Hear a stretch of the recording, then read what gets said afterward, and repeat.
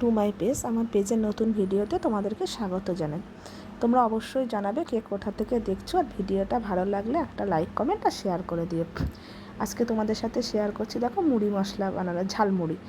তা সকাল সকাল দেখো, সকাল বলতে তাও 12টা 12:30 বাজে, যেহেতু সন্ধ্যা রাতে বানাবো তাই সব কিছু কেটে পরিষ্কার করে নিচ্ছি। এদিকে দেখো গাজরকে ছুলে নেওয়া হচ্ছে, এদিকে আলু ছোলা হয়ে গেছে আর পেঁয়াজও ছোলা হয়ে গেছে। আর আমার ভয়েসটা হয়তো শুনতে একটু অসুবিধা হতে পারে, যেহেতু আবহাওয়া চেঞ্জ হয়েছে, সকালে গরম রাতে ঠান্ডা, ওই কারণে ঠান্ডা লেগেছে আমার, প্রচণ্ড পরিমাণে ঠান্ডা লেগেছে, গলাটা ভেঙে গেছে। দেখো সব কেটে নিয়েছি, শশা টশা সব কুচিয়ে নিয়েছি, গাজর শশা সব কুচিয়ে নিয়েছি, আলু পেঁয়াজ ছাড়ানো, পেঁয়াজগুলো কুচি করা হচ্ছে। এইদিকে দেখো ভুলবশত হাতের জল পড়ে যাওয়াতে গাজর আর শশাগুলোকে রোদে দিয়ে শুকাতে হচ্ছে, নাহলে মুড়ির মধ্যে দিলে একদম নেতিয়ে যাবে। এদিকে পেঁয়াজগুলো ঝুড়ির মধ্যে রেখেছি। দেখো সন্ধ্যাবেলায় সব জোগাড় করে নিয়ে বসেছি। এইদিকে ছোলা বুট ওগুলোকে প্রেসারে দিয়ে সিদ্ধ করে নিয়েছিলাম, আলুটাকেও কেটে সিদ্ধ করে নেওয়া আছে। ওদিকে দেখো চানাচুর টানাচুর আনা হয়েছে, চানাচুর ঝুড়ি ভাজা, তারপরে আম তেল সব আনা হয়েছে। দেখো মুড়িগুলো ঢেলে নিচ্ছি।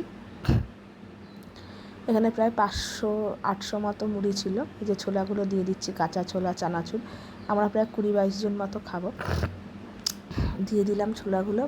এই মাঝে মাঝে দেখো সর্দির জন্য কথাটা হয়ে যাচ্ছে, তোমরা একটু ম্যানেজ করে নিতে। দিয়ে দিয়েছি। আর এটা দেখো ডাল ভাজা দিচ্ছি, ডাল ভাজা এদিকে দিচ্ছে। এদিকে আলুগুলোকে একটু চাট মশলা নুন দিয়ে মাখিয়ে রেখেছি। দেখো বাদাম দিয়ে দিলাম, যে গাজরগুলো দিচ্ছি। তারপরে একটু ভাজা মশলা কড়াইতে করে রেখেছিলাম, সেগুলো দিয়ে আলুটাকে মাখিয়ে নিচ্ছি। সিদ্ধ আলুটাকে ওর উপরে দিয়ে নিয়েছি, নাহলে মুড়ির মধ্যে সিদ্ধ আলু এমনি মুখে পড়লে ভাল লাগবে না। দেখো গাজরটা দেওয়ার পরে কি সুন্দর লাগছে দেখতে। এবার পেঁয়াজগুলো দিয়ে দিচ্ছি, তার মধ্যে ছোলা ছিল, ছোলাগুলো দিয়ে দিলাম। দিয়ে দেখো ভালো করে চামচ দিয়ে মাখিয়ে নিচ্ছি। এবার চামচ দিয়ে মাখালেও না ভালো মাখানো যাচ্ছে না, যতক্ষণ না হাত লাগানো হবে। এর মধ্যে সর্ষের তেল খানিকটা দেওয়া হয়েছে। এবার দেখো হাত দিয়ে মাখিয়ে নিচ্ছি ভালো করে। এদিকে আম তেলও আছে, ওদিকে ভাজা মশলাও আছে। ওই দেখো শশা আছে, ধনে পাতা আছে, তা শশাটা আগে দিলাম না, দিলে যে মুড়ি বললাম নেতিয়ে যাবে, একটু টেনিয়ে যাবে বলে তাই দিচ্ছি না, ভালো করে মেখে নিচ্ছি। তেলও দিয়েছি, আম তেল দিয়েছি, কাসুন্দি ছিল না বলে দেওয়া হয়নি।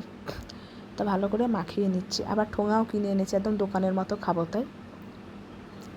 আরে দেখো এই যে ভাজা মশলা করে রেখেছিলাম শুকনো খোলাতে, ধনে জিরে তারপরে শুকনো লঙ্কা দিয়ে, তো ভাজা মশলা দিয়ে নিলাম। ভাজা মশলার মধ্যে একটু বিট নুন জলজিরা এগুলো দেওয়া আছে, চাট মশলা, তা দিয়ে দেখো ওই যে করে নিচ্ছি। আর তার মাঝখানে মাম্মাম একটু ঝাল ঝাল খাবে না বলে তাই মামামেরটা আগে তুলে দিয়েছি, দিয়ে ভালো করে যে নাড়িয়ে চাড়িয়ে নিচ্ছি। আলুগুলো সব দিয়ে দিয়েছি। আর সন্ধ্যায় এরকম একটা টিফিন হলে আর কি লাগে, পুরো জমে যায়।